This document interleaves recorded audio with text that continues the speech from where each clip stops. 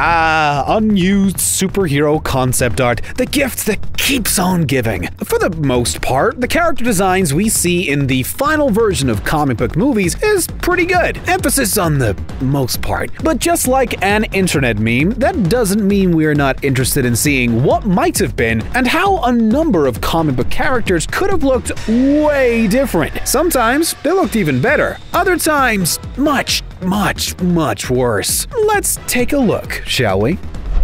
The Iron Man suit is pretty darn cool, right? But what if it were to look more like a fighter jet? That would be even cooler, surely. Well, actually, it isn't. And don't call me Shirley.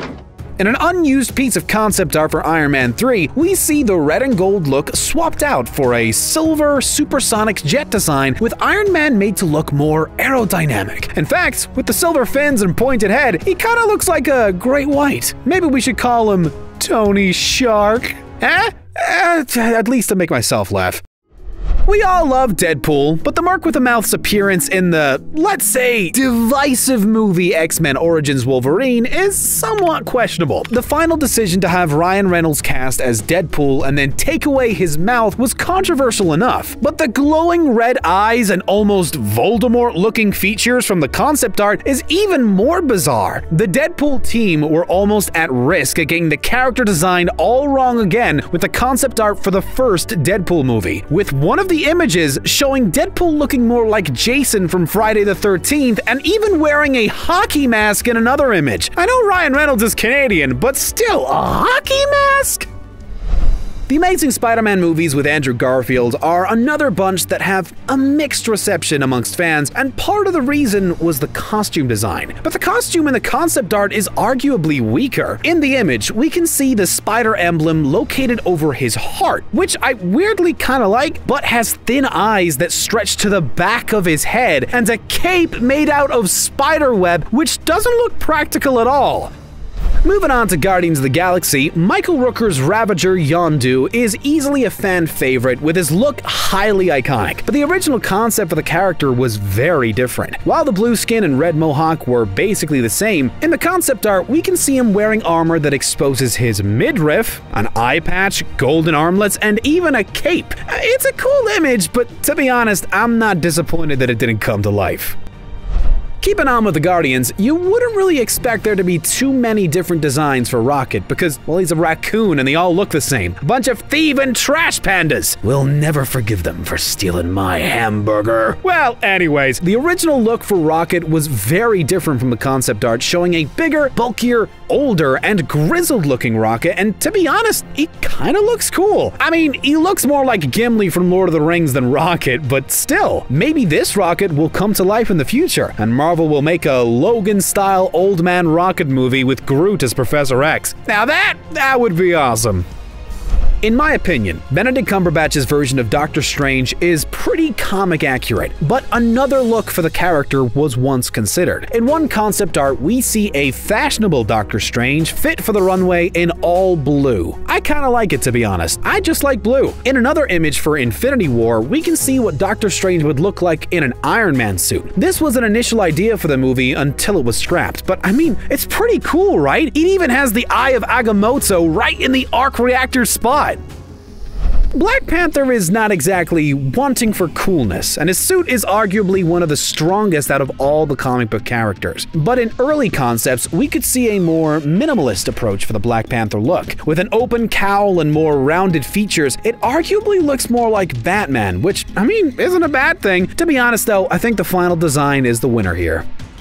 Jeff Goldblum is absolutely iconic as the GrandMaster in Thor Ragnarok. Seriously, who doesn't love the Jeff? But it is arguably not very in keeping with the comic book design. However, the original concept art was much more in line with the comic books, with the character having blue skin and golden eyes, with just a hint of Jeff Goldblum in there. In the end, they went with a much more simple look, with an outfit that Goldblum probably just showed up to set in, and to be honest, we're okay with it. In my opinion, Apocalypse from X-Men Apocalypse was rather disappointing, and to be honest, so was the movie as a whole. But it arguably could have been even worse, judging by the concept art for Magneto. The design for Magneto after he is corrupted by Apocalypse shows him with purple skin and black armor instead of his classic burgundy design. Yeah, not for me.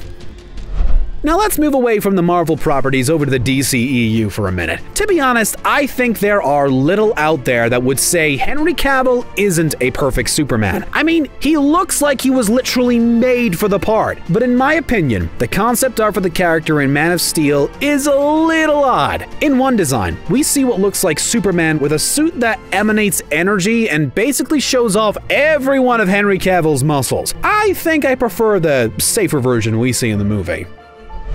Now, while Batman vs. Superman is arguably controversial, for the most part, people agree that Ben Affleck did a pretty good job and overall was a good Batman. His suit was cool and suited the physicality and gruffness the actor brought to the table, but the unused concept design for the character is even more gruff and focuses even more on the physicality of Bats while being more technically advanced and expressive. Both designs are cool. I mean, it's Batman. Even putting nipples on him didn't stop him being cool, but I kinda like the concept art even more.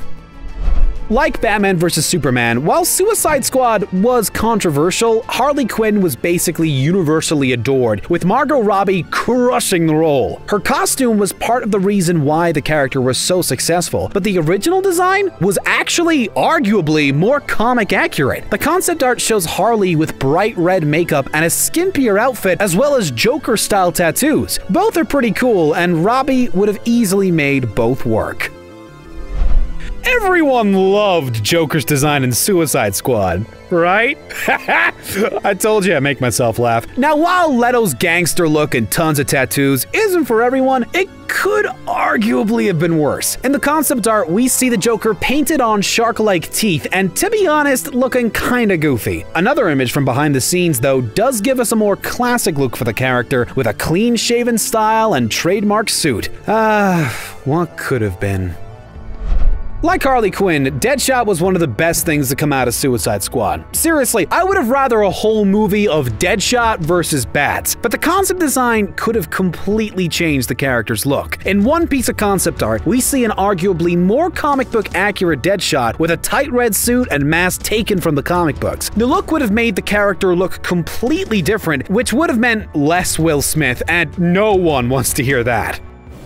Now, to be honest, I know I'm in the minority here, but I like the Killer Croc from Suicide Squad. However, I will readily admit that I prefer the concept art for the character, which offers an arguably more comic book accurate look. The concept art looks much more realistic and physically imposing, and is arguably more true to the murderous alligator. Wait, that's not his name. You had one job, fact checker! One job!